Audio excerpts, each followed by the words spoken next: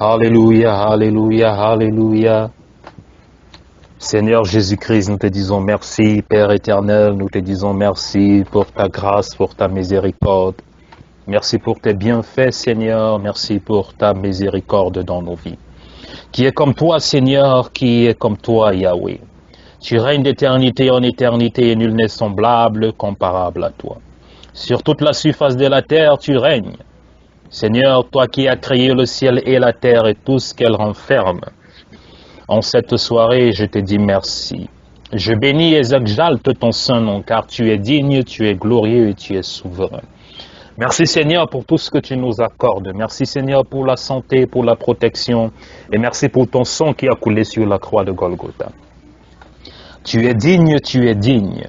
Tu es fidèle et tu es fidèle. Seigneur, en cet instant bien précis, je prie que tu continues à te manifester dans nos vies. Je prie, Seigneur, que ta grâce, ta présence et ta miséricorde continuent à nous visiter.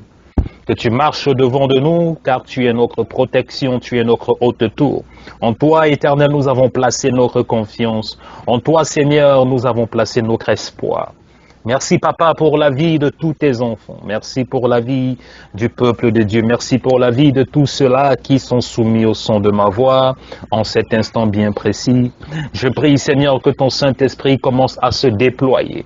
Que ton Saint-Esprit, Seigneur, nous visite, que ton Saint-Esprit nous restaure, ton Saint-Esprit nous purifie, ton Saint-Esprit, Seigneur, nous libère, nous délivre et nous guérit, et tout ceci au nom puissant de Jésus-Christ de Nazareth. Papa, à cet instant bien précis, je prie que tu ouvres les écluses des cieux, que ta puissance, que ta gloire descende dans nos vies, que ton sang qui a coulé sur la croix de Golgotha soit aspergé sur nos consciences, sur nos cœurs, sur nos esprits, et sur nos corps, au nom puissant de Jésus-Christ de Nazareth. Seigneur, reçois la gloire car tu es digne. Tu es assis au-dessus des principalités, au-dessus des dominations, au-dessus des dignités, dans les lieux très élevés. Et à ton nom, tout genou fléchit. Et toute langue confesse que tu es Seigneur à la gloire de Dieu le Père. Papa, reçois la gloire, car tu es notre Dieu. Tu es notre Sauveur et tu es notre Créateur. Seigneur, je prie que tu continues à te glorifier dans nos vies. Je prie, Seigneur, que ta lumière, la lumière du Saint-Esprit continue à briller dans nos vies, dans nos cœurs, au nom puissant de Jésus-Christ de Nazareth. Seigneur, je déclare et décrète en ce moment bien précis que tous tes enfants, Seigneur, qui sont sous la captivité, qui sont sous l'affliction, qui sont sous la maladie, je prie qu'ils soient libérés au nom puissant de Jésus-Christ de Nazareth. Seigneur, je déclare et décrète dans l'atmosphère, dans la stratosphère, dans les lieux élevés, Seigneur, que toute opposition et que toute arme qui a été forgée contre la vie soit nulle et sans effet. Je prie, Seigneur, que les plans de l'ennemi contre la vie, Seigneur, soient exposés et soient annulés au nom glorieux de Jésus-Christ de Nazareth. Agis, Seigneur Jésus-Christ, agis, Père éternel, car tu es souverain. Seigneur, reçois la gloire, reçois l'adoration, reçois la gloire, reçois l'adoration, car tu es digne, car tu es fidèle. Merci, Seigneur, pour tout ce que tu nous accordes. Merci, Seigneur, pour la protection. Merci pour le salut. Merci, Seigneur, pour la vie que tu nous as encore donnée à ce jour. Nous sommes vivants, nous sommes debout et nous respirons. Tout ceci, c'est par ta grâce. Merci, Père éternel, car tu es souverain. Et tout ceci au nom puissant de Jésus-Christ de Nazareth. Alléluia, alléluia. Alléluia, alléluia. Brasete kelebroshika saka. Brasoto koshika sete keleka. Brosoto koshika la braseta. Brosoto koshika la brasete kelebrosika. Yala braseke shika seke telebrosoto koka.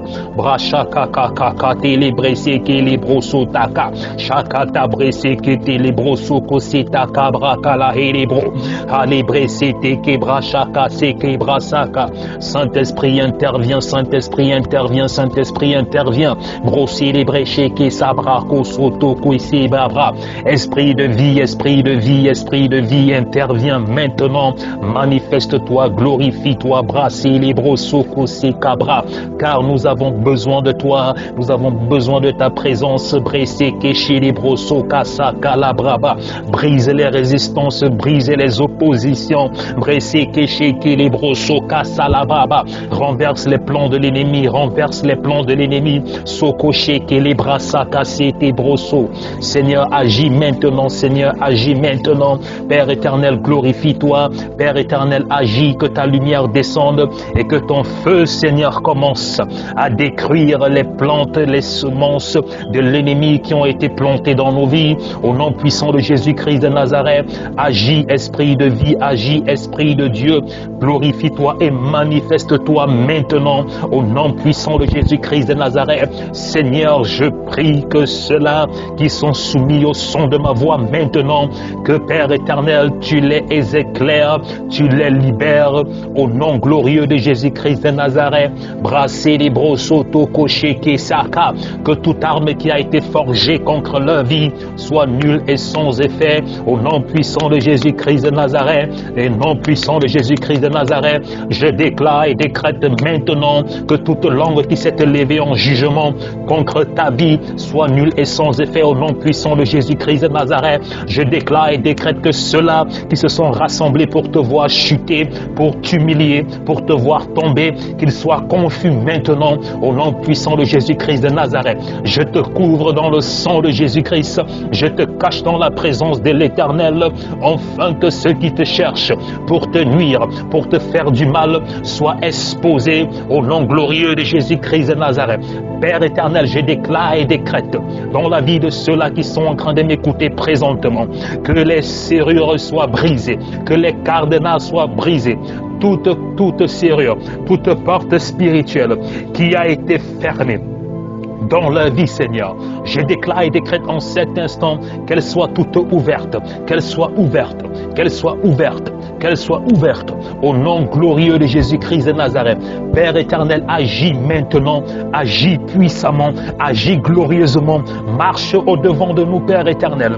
Expose les plans de l'ennemi, expose les attaques de l'ennemi, expose les ruses et les stratégies secrètes qui ont été initiées depuis les profondeurs des ténèbres contre ton peuple, contre tes enfants, au nom puissant de Jésus-Christ de Nazareth. Esprit de Dieu, que ton sang, le sang de l'agneau immolé, le sang de Jésus-Christ commence à être aspergé sur nos vies, sur nos corps, sur nos pensées, sur nos maisons, au nom glorieux de Jésus-Christ de Nazareth. Seigneur, paralyse, Seigneur, neutralise, Seigneur, détruis maintenant au nom de Jésus-Christ de Nazareth. Agis, Père éternel, marche comme un feu dévorant au nom puissant de Jésus-Christ de Nazareth. Alléluia, alléluia, alléluia. Bresete de brosota calabra tete. Bracheke te de brosoto koshilabra. Broseka saka lebra ke lebra saka. Rolo broseke shilabra. Glory, glory, glory, glory, glory to the Father, glory to the Son, glory to the Holy Spirit, glory to the angel in the heaven. Brasete ke broshika la brasaka. Père éternel, manifeste-toi, manifeste-toi. Saint-Esprit, manifeste-toi, manifeste-toi. Et Saint-Esprit, agis, agis. Maintenant, au nom puissant de Jésus-Christ de Nazareth, Saint-Esprit, libère, libère, libère. Esprit de Dieu, brise les chaînes, brise les chaînes, brise les cadenas spirituels, brise les bouteilles spirituelles, brise les marmites spirituelles, brise les calebasses spirituelles. Au nom puissant de Jésus-Christ de Nazareth, Esprit de Dieu, annule tout envoûtement, annule toute stratégie secrète des ténèbres contre nos vies, contre nos familles, contre nos ménages et contre la vie de nos enfants, au nom puissant de Jésus-Christ de Nazareth. Père éternel, je te dis merci. Père éternel, je te bénis. Père éternel, je glorifie ton saint nom, car tu es fidèle, tu es fidèle, tu es fidèle. Et je sais, Père éternel, que tu agis en notre faveur. Père éternel, je sais que tu combats pour nous, au nom puissant de Jésus-Christ de Nazareth. Seigneur, reçois la gloire maintenant, reçois la gloire, car tu es glorieux. Reçois la gloire, Père éternel, car tu es fidèle. Reçois la gloire, Père éternel, car tu es bon, au nom puissant de Jésus-Christ de Nazareth. Papa, je bénis ton saint nom, je te dis merci pour ta présence. Je te dis merci, Seigneur, pour tes anges qui sont avec nous. Je te dis merci, Seigneur, pour tout ce que tu fais au milieu de nous. Seigneur, agis puissamment, agis glorieusement. Marche au devant de nous, combat pour nous, Père, car tu es fidèle, car tu es digne. Je prie, Seigneur, que tu guérisses les malades. Je prie, Seigneur, que tu libères les captifs. Je prie, Seigneur, que tu agisses en notre faveur. Je prie, Seigneur, que tu renverses les montagnes, les murailles, les résistances à nos bénédictions au nom puissant de Jésus-Christ de Nazareth. Seigneur, je prie que tu exposes les plans de l'ennemi. Je prie, Seigneur, que tu dévoiles tout ce qui est fait en secret dans nos vies. Je prie, Seigneur, que tu amènes, Seigneur, et tu détruis toute arme forgée contre nos vies au nom puissant de Jésus-Christ de Nazareth. Père éternel, agis ce soir, agis dans la vie de ton peuple, agis dans la vie de tes élus, agis dans la vie de la nation sainte, agis dans la vie de la race des souverains sacrificateurs. Seigneur, par ta parole et par ton Saint-Esprit, purifie-nous ce soir. Par ta parole, par ton Saint-Esprit, agis dans nos vies ce soir. Par ta parole, par ton Saint-Esprit, marche au-devant de nous ce soir. Par ta parole et par ton Saint-Esprit, édifie-nous ce soir. Car nous avons besoin de toi, nous avons besoin de ta présence. Seigneur, marche au-devant de nous comme tu l'as fait avec le peuple d'Israël. Marche parmi nous comme tu l'as fait avec le peuple d'Israël. Soit une nuée de feu, soit un nuage qui marche au milieu de nous, au nom puissant de Jésus-Christ de Nazareth. Couvre-nous par ta présence, couvre-nous par ton onction, couvre-nous par ta grâce, car en toi, Père éternel, nous avons placé notre confiance. En toi, Père éternel, nous avons placé notre espoir. Agis, Seigneur, agis, Saint-Esprit. Agis, Seigneur, agis, Saint-Esprit. Agis, Seigneur, agis, Saint-Esprit. Agis, Esprit de Dieu, agis, Saint-Esprit. Car tu es fidèle, car tu es digne, car tu es souverain, au nom puissant de Jésus-Christ de Nazareth. Alléluia, alléluia, alléluia. Seigneur Jésus-Christ, je lève ma voix ce soir pour prier pour ton peuple, pour prier pour tes enfants. Je lève ma voix ce soir pour prier pour tes élus. Je lève ma voix ce soir pour prier pour la race de souverains sacrificateurs que nous sommes. Je lève ma voix ce soir pour prier pour la nation sainte, celle-là que tu as rachetée au travers de ton sang. Seigneur, maintenant je déclare, et je prends la terre et le ciel pour témoins. Je déclare, Seigneur, que toute opposition soit transformée en soumission au nom puissant de Jésus-Christ de Nazareth. Je déclare et décrète maintenant dans ta vie que toute affliction soit renversée au nom puissant de Jésus-Christ de Nazareth. Je déclare et décrète dans ta vie maintenant que toute malédiction soit transformée en bénédiction au nom puissant de Jésus-Christ de Nazareth. Je déclare et décrète maintenant dans ta vie que tout échec soit transformé en succès au nom puissant de Jésus-Christ de Nazareth. Je déclare et décrète dans ta vie maintenant que toute attaque de l'ennemi soit retournée contre eux au nom puissant de Jésus-Christ de Nazareth. Je déclare et décrète au nom puissant de Jésus-Christ dans ta vie que toute humiliation à ton égard soit transformée en élévation et en célébration au nom puissant de Jésus-Christ de Nazareth. Je déclare et décrète maintenant que toute limitation dans ta vie soit transformée en abondance au nom puissant de Jésus-Christ de Nazareth. Je prie et je déclare maintenant que toute main invisible qui te retient dans la même position, qui empêche que tu évolues, qui empêche que tu persévères et que tu réussisses à tout égard, soit brisée au nom puissant de Jésus-Christ de Nazareth. Je prie maintenant que les anges de l'Éternel marchent autour de toi, que les anges de l'Éternel marchent au-devant de toi. Je prie que là où tu as perdu, tu le récupéreras cette fois au nom puissant de Jésus-Christ de Nazareth. Tout ce qui t'a été volé te sera restitué au centuple au nom puissant de Jésus-Christ de Nazareth. Seigneur, je prie maintenant. Je déclare dans la vie des saints ce soir que tout ce que l'ennemi est en train de faire en secret, que tout ce que l'ennemi a planifié, décrit dans leur vie, Père éternel, je prie pour une restauration totale, complète. Je prie, Seigneur, pour une restauration intégrale dans leur vie et pour une restitution au nom puissant de Jésus-Christ de Nazareth. Toute bouteille spirituelle dans laquelle ils ont été enfermés, toute parole incantatoire et toute parole de malédiction qui les retient encore dans toute forme de forteresse et de prison spirituelle, qu'elle soit condamnée et qu'elle soit nulle et sans effet maintenant au nom puissant de Jésus-Christ de Nazareth.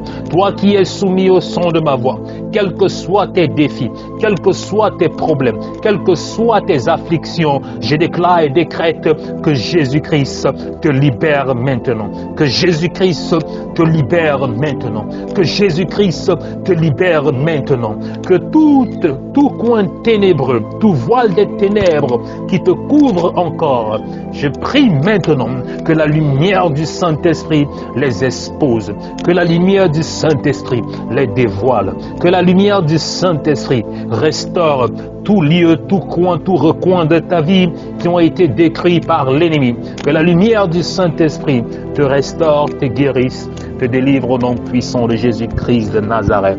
Alléluia, je prie que le sang de Jésus-Christ soit avec toi.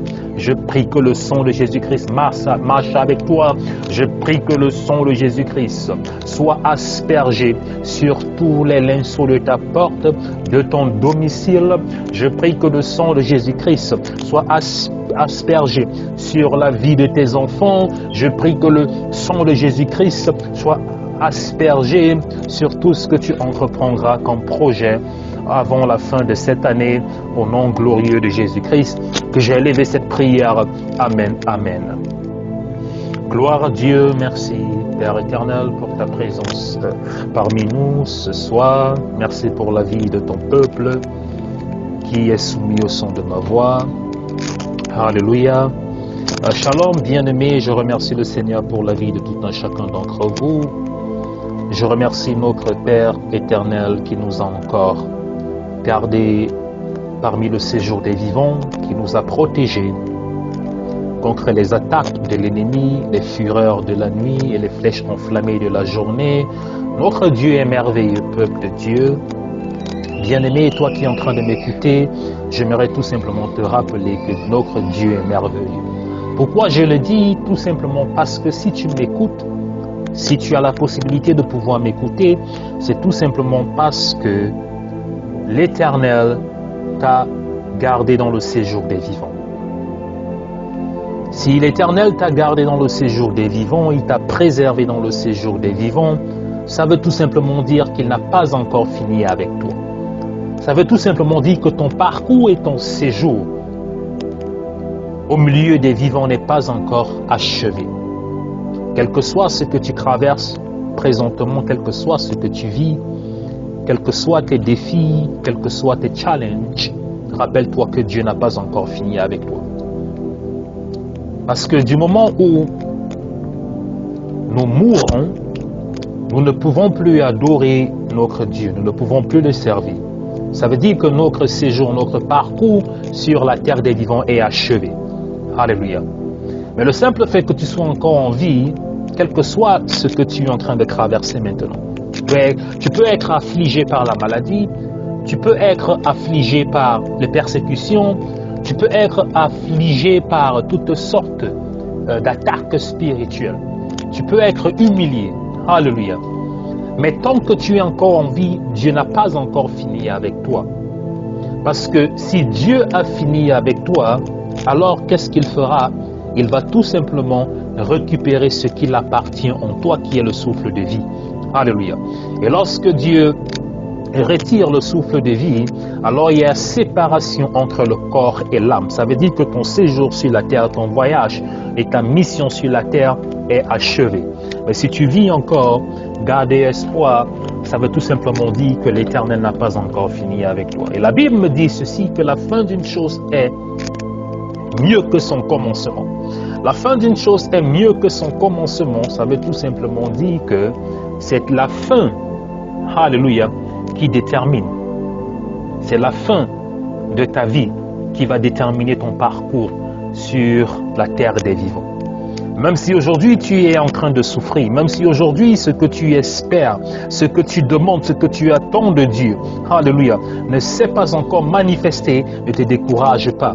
Et même si le début de ta vie, alléluia, a été difficile, même si présentement tu es accablé par la souffrance, tu es accablé par la persécution, tu es accablé par la maladie, tu es accablé par la pauvreté, rappelle-toi toujours que la fin d'une chose, alléluia, est mieux que son commencement. Gloire à Dieu. Et ce que j'aimerais te dire encore ce soir, c'est de continuer, quelles que soient les difficultés. Même si tu essayes, alléluia, tu ne vois pas de résultat. J'aimerais tout simplement te dire ce soir de t'accrocher encore davantage à Jésus-Christ, car il est l'espoir. La Bible dit ceci, que Christ en moi est l'espérance d'une vie nouvelle. Christ en moi, alléluia, est la manifestation de la gloire de Dieu. Alléluia. Christ en toi est la manifestation de la gloire de Dieu. Et la gloire de Dieu, c'est quoi en nous? Dieu a dit ceci, je connais les plans que j'ai pour toi, qui sont des plans de bonheur, de prospérité pour te donner un avenir meilleur. Tels sont les plans que Dieu a pour toi et pour moi. Tels sont les plans que Dieu a forgés pour toi et pour moi. Je connais les plans que j'ai forgés pour toi. Je connais les plans que j'ai pour toi.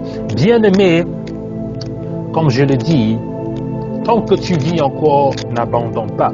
Je ne sais pas à qui je suis en train de m'agresser ce soir, mais je suis en train de voir quelqu'un qui est affligé, quelqu'un qui est découragé par les événements de sa vie. Je suis en train de voir quelqu'un qui est découragé par la tournure que sa vie est en train de prendre. C'est pour cette raison que le Saint-Esprit, au travers de ma voix, est en train de s'agresser à toi. Ce n'est pas encore fini avec toi. Alléluia. Même si tu penses que c'est fini pour toi, rappelle-toi que Dieu n'a pas encore fini avec toi. Même si les hommes ont dit que c'est fini pour toi, même si les gens autour de toi ont dit que rien de bon ne peut plus sortir de toi, rappelle-toi que Dieu n'a pas encore fini avec toi. Alléluia. Sarah a conçu lorsqu'elle avait 90 ans. Abraham a conçu lorsqu'il avait 100 ans. Il a reçu la promesse. Alléluia. Il a reçu la promesse de Dieu. Mais il a persévéré. Et la promesse s'est accomplie. Car Dieu n'est pas un homme pour mentir, ni le fils d'un homme pour se repentir. Tout ce qu'il dit, ou la parole de Dieu déclare, ce que sa bouche dit, sa main l'accomplit. Alors, bien-aimé, persévère. Gloire à Dieu, nous devons persévérer, bien-aimé. J'aimerais te dire ce soir, bien-aimé, de continuer à persévérer. J'aimerais te dire ce soir de continuer à mettre ta confiance en l'Éternel, car ta vie est un livre. Alléluia. Ta vie est un livre, et tant que ce livre n'a pas encore été achevé, ne te décourage pas, parce que c'est Dieu qui a le crayon de ta vie, c'est lui qui écrit les pages et les chapitres de ta vie. Et il a dit qu'il connaît les plans qu'il a pour toi, qui sont des plans de bonheur, de prospérité, pour te donner un avenir meilleur. Ça, ce sont les plans que Dieu a pour toi. Et tant que tu vis, tant que tu respires encore, sois sûr que tant que tu mets ton espoir à Dieu, ces plans s'accompliront dans ta vie. Ce soir, j'aimerais parler à quelqu'un. Ce soir, j'aimerais m'agresser à quelqu'un qui est en train de m'écouter. Et ce soir, je parlerai de la persévérance. La persévérance sur plusieurs étapes, la persévérance sur plusieurs dimensions. Et en tant que chrétiens, nous sommes appelés à persévérer. C'est très important. La conversion à Jésus-Christ marque le point de départ de la marche chrétienne, et dans laquelle le croyant est appelé à persévérer. Alléluia.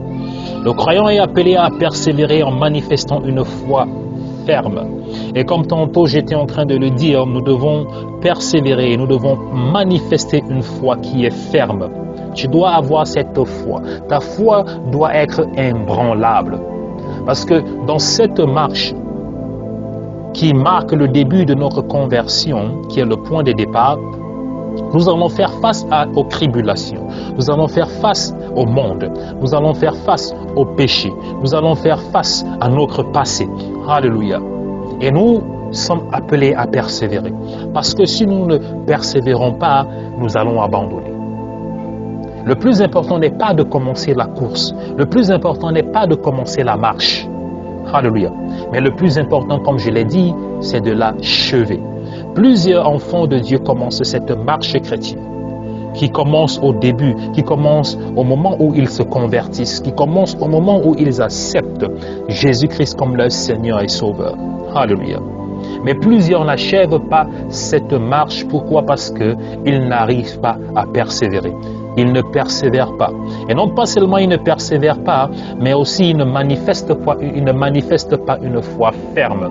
Pourquoi? Parce que pour être en mesure de persévérer, il faut être en mesure de pouvoir manifester une foi ferme. Et pourquoi nous devons manifester une foi ferme? Pourquoi? Parce que lorsque nous manifestons une foi ferme qui est basée, qui est ancrée dans la parole et les promesses de Dieu, nous sommes en mesure de pouvoir rester ferme, tenir ferme au moment des moments difficiles. Pendant les moments difficiles, tu peux tenir ferme. Pendant les moments difficiles, tu peux continuer à espérer. Pendant les moments difficiles, tu peux continuer à avoir espoir. Et c'est là où il y a le problème. C'est là où beaucoup d'enfants de Dieu échouent.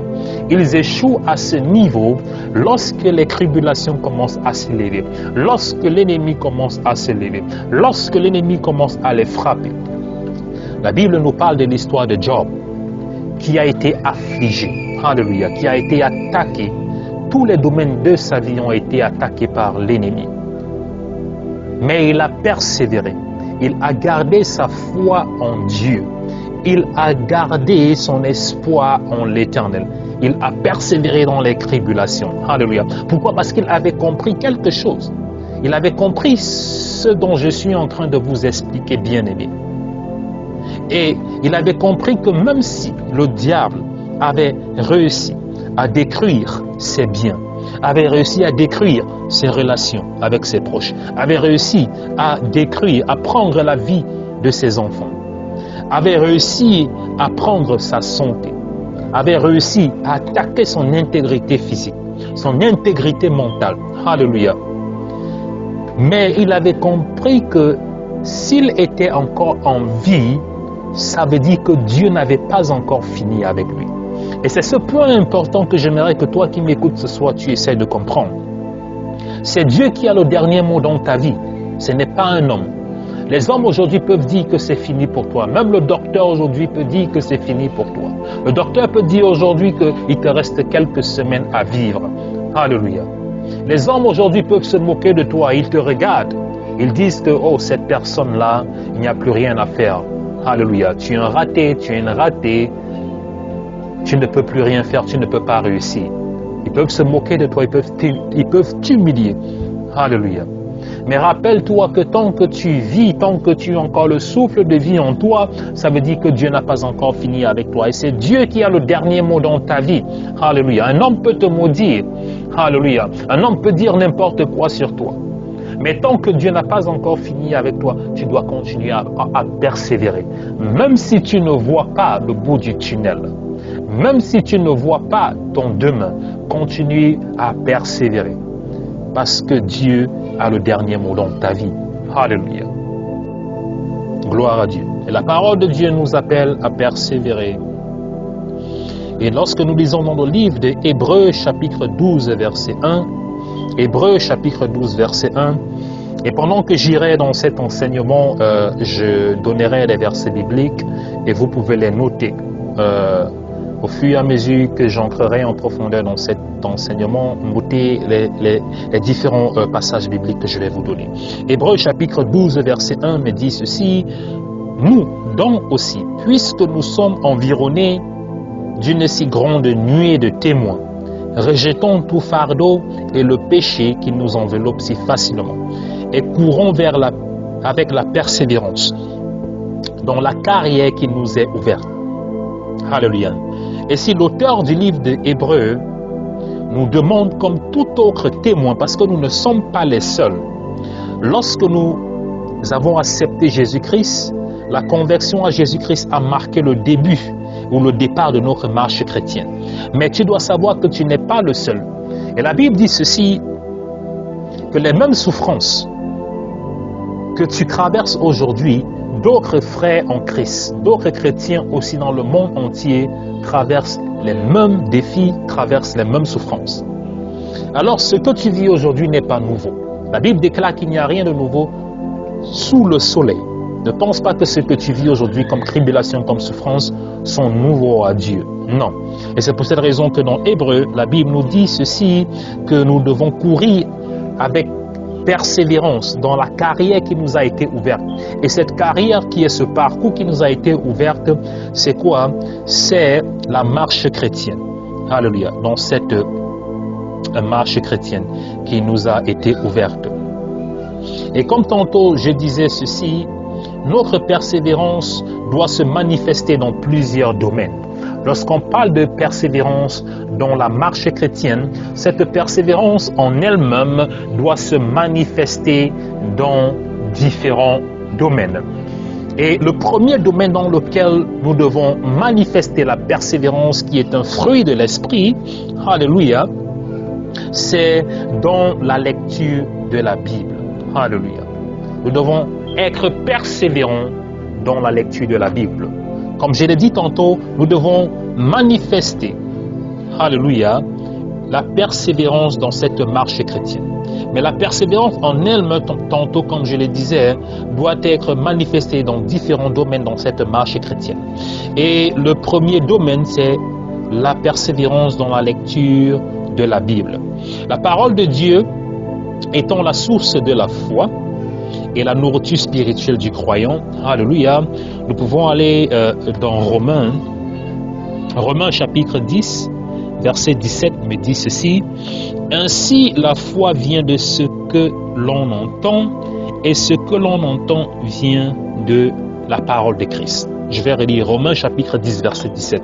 Me dit ceci: ainsi la foi vient de ce que l'on entend, et ce que l'on entend vient de la parole de Dieu. En quelque sorte, nous devons persévérer dans la lecture de la parole de Dieu. Et comme je le dis toujours tantôt, la plupart du temps, lorsque je m'agresse dans les différents enseignements, je dis la lecture de la Bible est très importante. Pourquoi? Parce que nous devons manifester une foi ferme. La source ou l'essence de la persévérance est une foi ferme. La source et l'essence d'une persévérance est de la source, je le redis. La source et l'essence de la persévérance est une foi ferme. Qu'est-ce que je veux dire par là? Je veux dire par là que si ta foi n'est pas ferme, alors tu ne pourras pas persévérer. Alléluia. Et c'est pour cette raison qu'il est important pour nous de pouvoir persévérer dans la lecture de la parole de Dieu. Nous devons lire la parole de Dieu, nous devons méditer la parole de Dieu, comme je l'ai tantôt dit, que la foi vient de ce que l'on entend, et ce que l'on entend vient de la parole de Dieu. En quelque sorte, si tu veux que ta foi grandisse, afin que tu puisses persévérer, il faut que tu lises la parole de Dieu. Pourquoi? Parce que la parole de Dieu nous nourrit. La parole de Dieu nous fortifie. La parole de Dieu nous donne cette assurance dont nous avons besoin pour pouvoir croire. La parole de Dieu est tout simplement l'ensemble des promesses de Dieu qui nous permet de persévérer, qui nous permet de faire grandir notre foi. Donc, au fur et à mesure que tu persévères dans la lecture de la parole de Dieu, alors ainsi ta foi grandit. Et plus ta foi devient forte, ainsi tu pourras persévérer dans cette marche chrétienne. J'espère que vous m'écoutez, j'espère que nous sommes sur la même page. Dans tout enfant de Dieu qui veut voir sa foi grandir, doit passer le temps dans la méditation, dans la parole de Dieu. Alléluia. Tu ne peux pas grandir spirituellement, ou encore tu ne peux pas persévérer dans cette marche chrétienne si ta foi n'est pas forte. Et beaucoup parmi nous, nous chancelons parce que nous avons une foi faible. Nous ne prenons pas le temps de nourrir cette foi. Nous ne prenons pas le temps de lire la parole de Dieu. Alléluia. Et la Bible dit ceci dans le livre, aussi nous continuons. Dans le livre de 1 Timothée, chapitre 4, verset 6, 1 Timothée, chapitre 4, verset 6, la Bible dit ceci: en exposant ces choses aux frères, tu seras un bon ministre de Jésus-Christ, nourri des paroles de la foi et de la bonne doctrine que tu as exactement suivie. Alléluia. 1 Timothée chapitre 4 verset 6 me dit ceci: en exposant ces choses aux frères, tu seras un bon ministre de Jésus-Christ, nourri des paroles de la foi et de la bonne doctrine que tu as exactement suivie. Alléluia. Nourri des paroles de la foi. Alléluia. En quelque sorte, en lisant la parole de Dieu, en étant exposés à la parole de Dieu. Alléluia. Non pas seulement nous devenons des bons exemples pour nos frères et sœurs en Christ, mais aussi nous nourrissons notre foi. Alléluia. C'est très important. Nous pouvons aussi lire dans le livre de Josué, chapitre 1, verset 8. Josué, chapitre 1, verset 8 me dit ceci, que ce livre de la loi ne s'éloigne point de ta bouche, médite-le jour et nuit pour agir fidèlement selon tout ce qui y est écrit. Car c'est alors que tu auras du succès dans tes entreprises, alors tu réussiras. Alléluia. C'est alors que tu réussiras.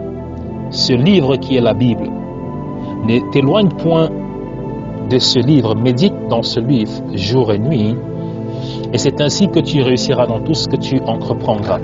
Dans la Bible en elle-même, à l'intérieur de la Bible elle-même nous dit que nous devons méditer, nous devons la méditer. Et tel est le conseil que Dieu donnait à Josué. Il a dit à Josué, Josué, mon serviteur, si tu veux réussir, de la même façon que mon serviteur Moïse qui est passé avant toi a réussi à marcher devant ma face, dans toute intégrité, à marcher avec une grande foi, de cette même façon aussi Josué, si tu veux réussir dans tout ce que tu veux entreprendre, ce livre de loi médite. Alors bien-aimé, toi qui es en train de m'écouter, toi qui me suis, lorsque tu vas prendre un peu de ton temps et tu vas commencer à lire la Bible, tu vas commencer à la méditer, ta foi sera ébranlable, ta foi va grandir. Alléluia. Pourquoi? Parce qu'en lisant la parole, en lisant la Bible, tu nourris l'homme intérieur, tu nourris l'homme spirituel. Et lorsque l'homme spirituel commence à grandir, il devient fort, alléluia, alors tout ce qui va se passer à l'extérieur, les persécutions, les tribulations, tu verras que tu seras ébranlable, tu verras que tu vas continuer à persévérer. Là où les gens vont tomber, là où les gens vont abandonner, toi tu vas continuer à persévérer, tu vas continuer à avancer. Et nous avons pris l'exemple de Job, qui a continué à persévérer dans les moments les plus difficiles de sa vie. Alléluia. J'aime bien prendre l'exemple de Job, parce que l'exemple de Job nous démontre, alléluia, la vie d'un homme qui a été attaqué sur tous les niveaux de sa vie. Parce que plusieurs parmi nous, nous nous plaignons souvent que, oh, je suis malade, oh, j'ai perdu mon boulot, oh, je suis persécuté, et ça nous donne une raison de nous décourager. Ça nous donne une raison d'abandonner la marche chrétienne. Ça nous donne une raison de nous refroidir. Mais lorsque nous regardons cet exemple qui est Job, qui est un exemple courant, pratique, nous voyons qu'il a tout perdu au point même de perdre tous ses enfants. Ça veut dire que lorsque l'ennemi est descendu pour s'abattre, pour s'attaquer à lui, l'ennemi a détruit cet homme. Ça veut dire que cet homme est quitté. Il est quitté de 1000 à 0. Ça veut dire il est quitté de la table des rois au néant. La Bible, la plupart du temps, nous dit Dieu est celui qui retire l'homme de la poussière du fumier et le fait s'asseoir sur la table des rois. Mais lorsqu'on voit l'exemple de Job, on voit un homme qui est quitté de la table des rois au néant. Ça veut dire au fumier. Au point où il a tellement été humilié que même sa propre femme lui a dit ouvertement, maudis ce Dieu-là et meurs. Parce que là où tu es, je ne vois plus pourquoi tu vis. Tu n'as plus de raison de vivre. Et c'est ce qu'on pense la plupart du temps. Beaucoup, et l'ennemi la plupart du temps, c'est ce qu'il veut nous faire croire. Et c'est pour ça que vous voyez beaucoup de gens qui, à un certain moment de la vie, parce qu'ils voient que les choses ne vont pas comme ils veulent, vont même jusqu'au point où ils ôtent leur vie, se découragent complètement, où ils abandonnent, ils oublient qu'il y a un Dieu, ce Dieu-là qui t'a créé, ce Dieu-là qui les a formés et qui les a façonnés dans le sein maternel. Ils oublient complètement que ce Dieu-là, c'est ce Dieu-là qui a le dernier mot dans leur vie. J'aimerais que toi qui es en train de m'écouter maintenant, que tu dises ceci après moi. Répète ceci après moi. Alléluia. De tout ton cœur, répète ceci après moi. C'est Dieu qui a le dernier mot dans ma vie. Répète-le après moi. C'est Dieu qui a le dernier mot dans ma vie. C'est Dieu qui a le dernier mot dans ma vie. Alléluia. Et comme je disais, il est indispensable que celui qui persévère dans la lecture, et la méditation de la parole de Dieu, alléluia, il est important et il est indispensable que nous persévérons dans la lecture et dans la méditation de la parole de Dieu. Comme notre corps physique a besoin de la nourriture, chaque jour nous devons manger, parce que si tu ne manges pas, tu vas être malade. Ton corps a besoin de la nourriture. Et comment ton corps te dit qu'il a besoin de la nourriture? Le mécanisme, alléluia, le corps a ce mécanisme naturel que l'on appelle la faim. Donc ça veut dire que lorsque tu commences à avoir faim, lorsqu'on dit j'ai faim, donc c'est ton corps qui mécaniquement est en train de te dire indirectement au travers de ton système nerveux qui déclenche ce mécanisme qui est la famine, qui est en train de te dire j'ai faim, nourris-moi. J'ai faim, nourris-moi, j'ai besoin des protéines, j'ai besoin des lipides, j'ai besoin de l'eau, le corps a besoin de ça. Et de la même façon que le corps physique a besoin de la nourriture, notre âme aussi a besoin de l'aliment spirituel qui est la parole de Dieu. Ton âme a besoin de la nourriture spirituelle qui est la parole de Dieu. Parce qu'il faut savoir ceci, bien-aimé, ce qui va te permettre de persévérer, ce n'est pas ton corps physique, mais c'est ton corps spirituel. Alléluia. Ton corps spirituel qui va te permettre de pouvoir rester debout, de pouvoir marcher et de pouvoir garder cette foi en Christ. Et pour que ton corps spirituel persévère, il faudrait qu'il soit nourri. D'où vient l'importance de persévérer dans la lecture de la parole de Dieu. Alléluia. Tantôt, comme je le disais, notre âme a besoin de l'aliment spirituel de la parole de Dieu. C'est pourquoi il est important de persévérer chaque jour dans la lecture de l'Écriture, dans la méditation personnelle.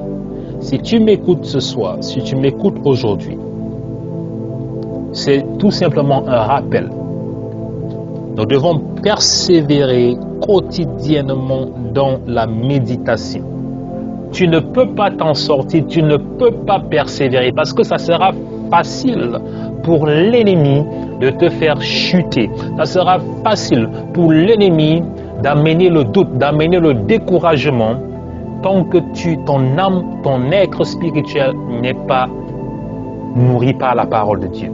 Et rappelez-vous de la tentation de Jésus-Christ dans le désert. L'ennemi Satan est venu tenter Jésus-Christ, mais la foi de Jésus-Christ était ferme. Pourquoi? Parce que Jésus-Christ était nourri de la parole de Dieu. Alléluia. Gloire à Dieu. Le deuxième domaine dans lequel nous sommes appelés à persévérer, c'est la persévérance dans l'enseignement des apôtres.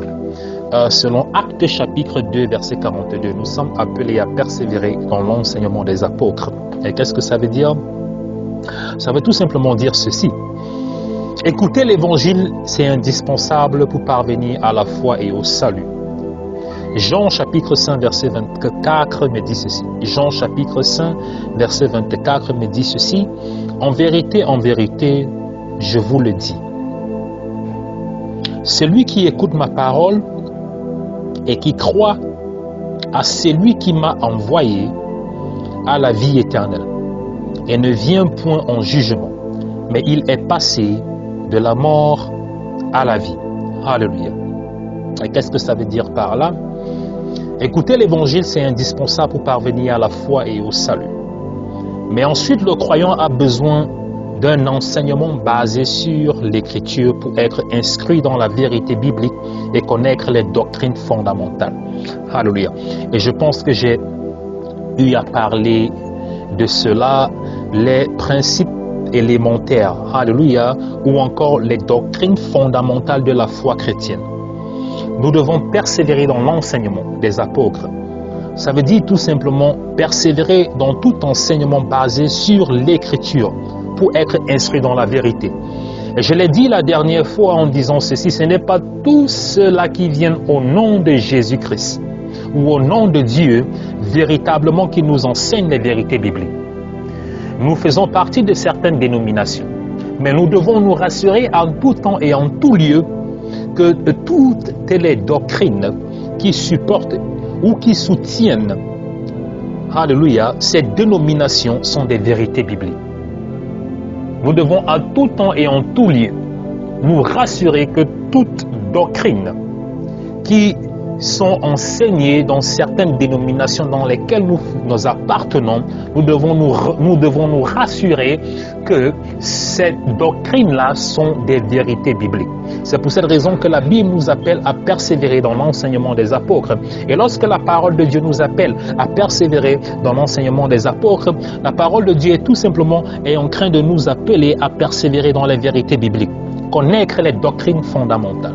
Nous allons lire dans 2 Timothée, chapitre 3, verset 14 à 16. Je vais rapidement lire. 2 Timothée 3, 14 à 16. Toi, demeure dans les choses que tu as apprises et reconnues certaines, sachant de qui tu les as apprises dès ton enfance. Tu connais les saintes lettres qui peuvent te rendre sage à salut par la foi en Jésus-Christ. Toute écriture est inspirée de Dieu et utile pour enseigner, pour convaincre, pour corriger, pour instruire dans la justice.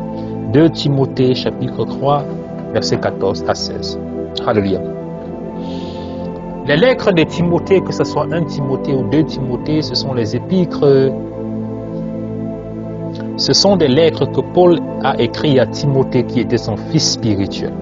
Et dans cela, l'apôtre Paul est en train d'enseigner Timothée qui est un jeune pasteur, qui est un jeune homme de Dieu. Alléluia. Et dans ces lettres, Paul est en train de l'enseigner et en train de l'instruire. Et dans ces instructions, Paul est en train de demander à Timothée de s'appuyer sur les vérités bibliques. Ces vérités bibliques qui sont des doctrines fondamentales qu'il a apprises de Paul. Alléluia. Il a reçu cette connaissance de Paul. Et Paul est en train de demander à Timothée de continuer à transmettre ces connaissances bibliques, en train de continuer à transmettre ces vérités bibliques, sans les changer. Alléluia. Au peuple de Dieu. Dieu a appelé des hommes pour transmettre cet enseignement. Lorsqu'on parle de cet enseignement, on parle de l'évangile. Et l'évangile, comme je l'ai dit la dernière fois, c'est Jésus-Christ. Pourquoi? Parce que Jésus-Christ est le salut. Nous sommes sauvés au travers de Jésus-Christ. Et c'est ça l'évangile. Lorsqu'on dit évangéliser, l'évangile, en un seul mot, c'est Jésus-Christ. Pourquoi? Parce que c'est au travers de Jésus-Christ que nous sommes sauvés. Nous évangélisons pour sauver les âmes. Alléluia. Et nous sommes sauvés par qui? Par Jésus-Christ. Donc c'est pour cette raison que nous pouvons tout simplement dire que l'évangile c'est Jésus-Christ. Et toute vérité biblique qui n'est pas ancrée, qui n'est pas axée sur Jésus-Christ, en faisant de Jésus-Christ la tête, alléluia, en faisant de Jésus-Christ l'alpha et l'oméga, en faisant de Jésus-Christ le commencement et la fin, n'est pas une vérité biblique. Et la dernière fois, j'ai parlé des doctrines que nous recevons dans certaines dénominations, où on veut nous faire parler de plusieurs médiateurs. Alléluia. Et lors de mon étude biblique que j'ai apportée sur Jésus-Christ, l'unique et le seul médiateur, j'ai parlé de certaines dénominations qui veulent nous faire croire que Jésus-Christ n'est pas le seul médiateur. D'autres dénominations qui utilisent le nom de certaines personnes qui utilisent la mère de Jésus-Christ comme étant un médiateur. Mais la Bible, ici, Paul est en train de dire à Timothée qu'il faut qu'il comprenne que les enseignements qu'il doit donner au peuple de Dieu, il faudrait que ces enseignements doivent être instruits dans la vérité biblique. Alléluia. Il faudrait qu'il connaisse les doctrines fondamentales. Nous allons lire dans Romains chapitre 6, verset 17. Romains chapitre 6, verset 17 me dit ceci. Mais grâce soit rendue à Dieu de ce que, après avoir été esclave du péché, vous avez obéi de cœur à la règle de doctrine dans laquelle vous avez été instruits. Alléluia. Vous avez obéi de cœur à la règle de la doctrine dans laquelle vous avez été instruits. Et cette doctrine, c'est quoi? C'est l'enseignement des apôtres. C'est l'enseignement du salut, qui est Jésus-Christ. Alléluia. Donc, pour résumer, ce deuxième domaine, qui est la persévérance dans l'enseignement des apôtres, nous devons persévérer dans les vérités bibliques. nous devons persévérer dans les doctrines fondamentales. Nous devons chercher à écouter ce qui est biblique. Nous ne devons pas passer notre temps à poursuivre, à écouter les enseignements bibliques tout simplement parce que il y a le nom de Dieu dedans. Mais nous devons nous rassurer si ces enseignements bibliques-là sont des fondements, sont des doctrines qui sont basées sur la vérité biblique. Alléluia. Ça, c'est le deuxième domaine de notre enseignement sur la persévérance. Gloire à Dieu. Et le troisième domaine dans lequel nous devons manifester la persévérance, c'est la persévérance dans la prière. La parole de Dieu, dans le livre de Actes chapitre 1, verset 14, dit ceci: « Tous d'un commun accord persévéraient dans la prière avec les femmes et Marie, mère de Jésus, et avec les frères de Jésus-Christ. » Ceci est dans Actes chapitre 1, verset 14. Une caractéristique des premiers chrétiens était leur persévérance dans la prière. Aujourd'hui encore, les croyants sont appelés à maintenir ce contact avec Dieu avec la même constance. Parce qu'il faut savoir ceci, bien-aimé, Jésus-Christ lui-même était un homme de prière. C'est très important. Parce que nous devons persévérer dans la prière. En tant qu'enfant de Dieu, un chrétien doit avoir une vie de prière. Pourquoi? Parce que la vie de prière est fondamentale et essentielle pour la marche chrétienne. Je dis dans ce parcours, dans cette marche chrétienne, si nous voulons la maintenir, si nous voulons continuer, nous voulons persévérer dans cette marche chrétienne, si nous voulons atteindre le but qui est la couronne de vie, nous devons persévérer dans la prière. C'est très important. J'ai parlé de la persévérance dans la lecture de la parole de Dieu, la persévérance dans l'enseignement des apôtres et la persévérance dans la prière. Même Jésus-Christ qui est notre modèle, qui est cette vérité biblique. La Bible nous dit qu'à plusieurs reprises, Jésus-Christ, chaque soir, il se retirait pour prier. Et ainsi, même lorsque Jésus-Christ est mort, il est ressuscité, il est monté au ciel, les disciples, les apôtres, la Bible ici dans Actes chapitre 14 nous dit aussi, mais Marie, la mère de Jésus-Christ, et les frères de Jésus-Christ aussi persévéraient dans la prière. Lorsque Jésus-Christ est mort, il est monté au ciel, la Bible nous démontre par plusieurs exemples que les apôtres ont continué à persévérer dans la prière. Ils ont continué à persévérer dans la prière.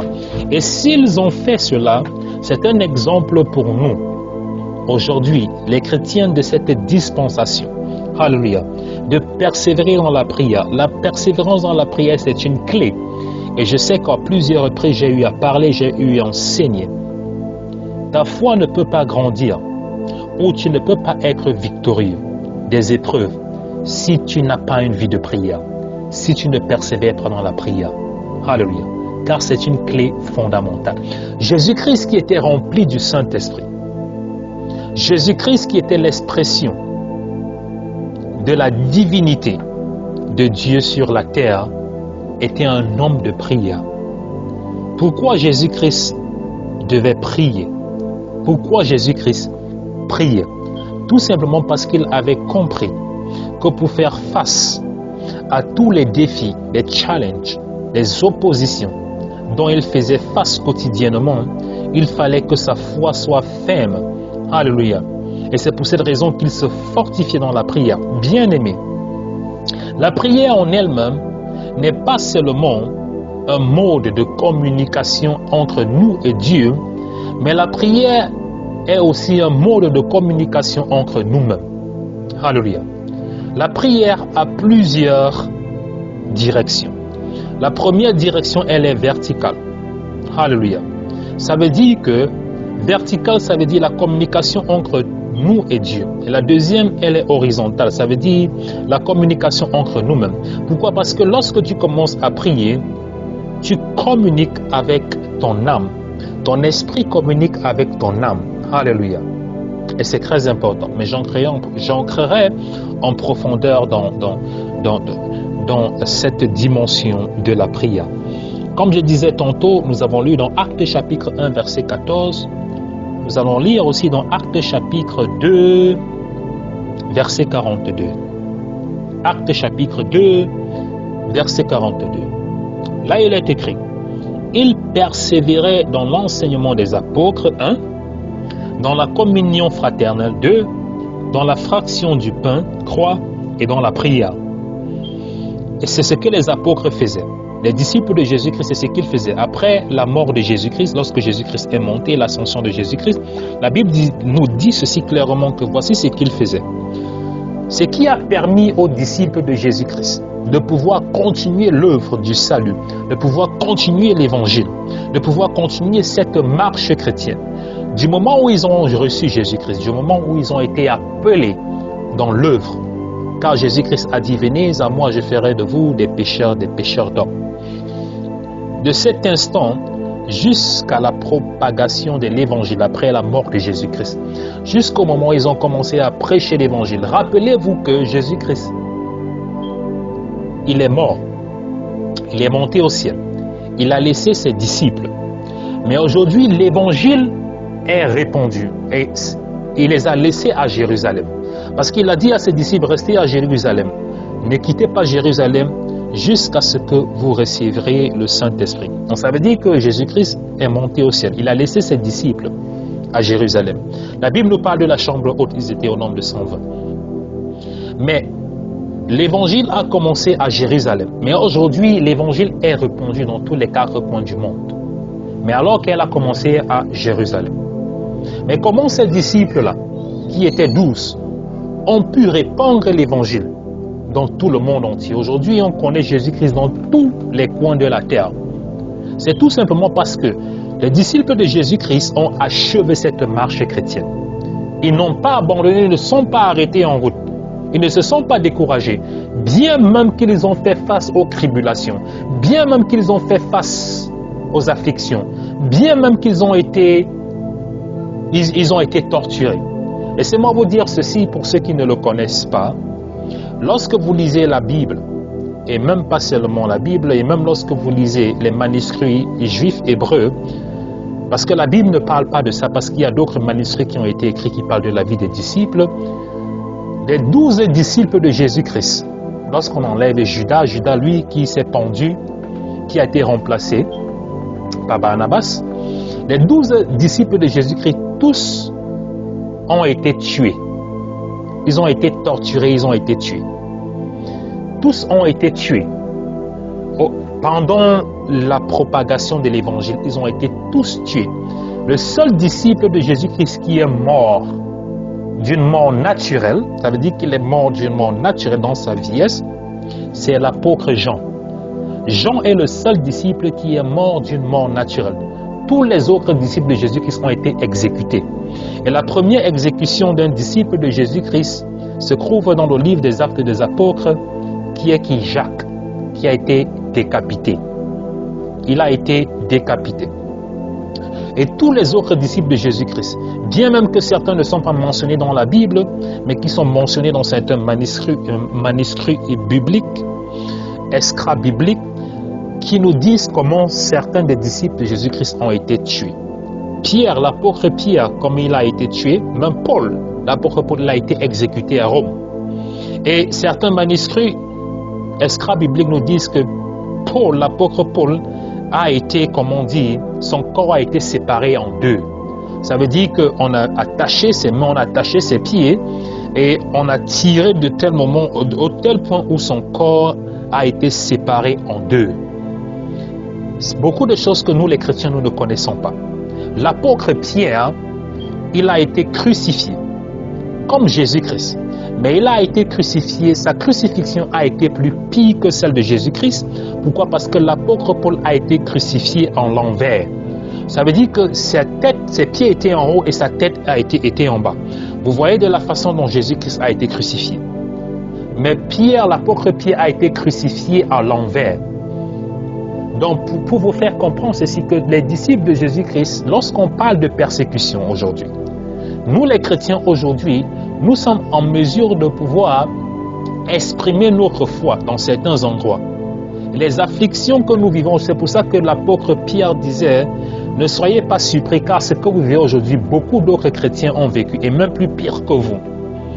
Mais les disciples de Jésus-Christ n'ont pas abandonné. Malgré la persécution, au prix de leur vie, ils ont persévéré. Alléluia. Au prix de leur vie, ils ont persévéré. Pourquoi? Parce que leur foi était ferme. Pour eux, la mort ne leur disait rien. Pour eux, la mort n'était pas un obstacle. Parce qu'ils avaient compris que leur maître Jésus-Christ avait vaincu la mort. Ils savaient qu'après la mort, il y avait une vie.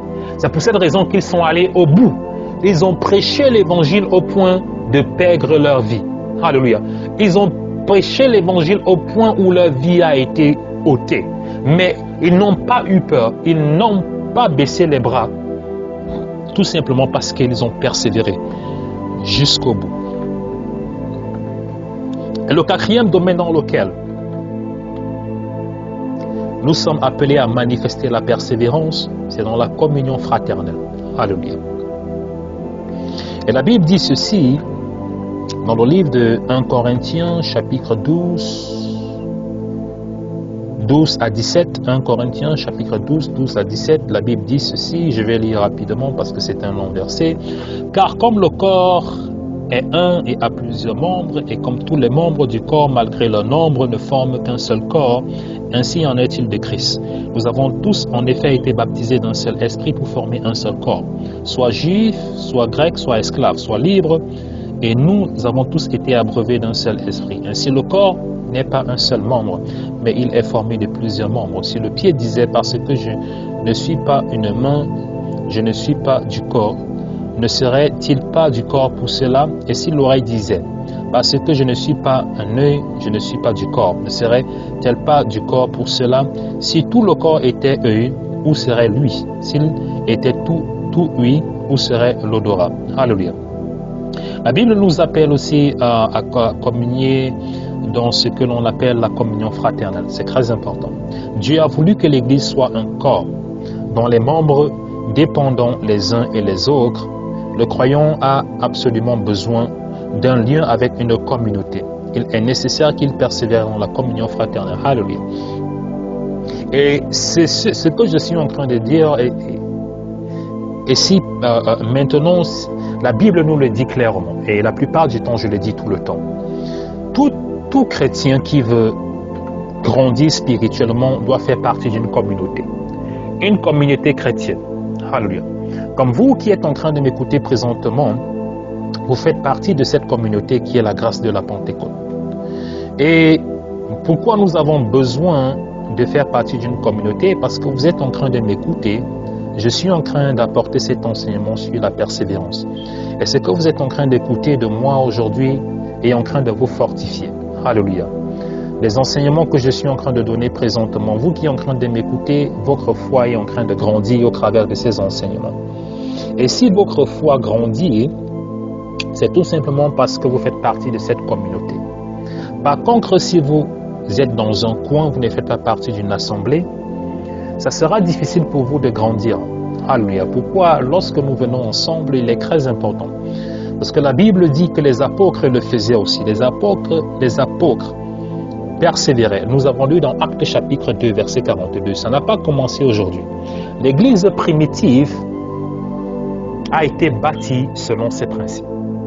Et ces principes, c'est quoi? La Bible dit ils persévéraient dans l'enseignement des apôtres, dans la communion fraternelle, ce dont je suis en train de parler.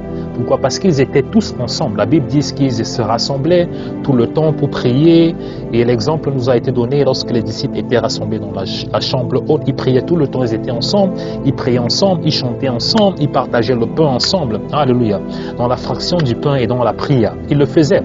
C'est ce qu'on appelle la communion fraternelle entre frères et sœurs en Christ. Alléluia. Pourquoi? Parce qu'un chrétien n'est pas une île. Tu ne peux pas grandir ou tu ne peux pas prospérer si tu veux fonctionner hors d'une communauté chrétienne. Donc la Bible nous appelle et nous encourage à persévérer dans la communion fraternelle. Il est nécessaire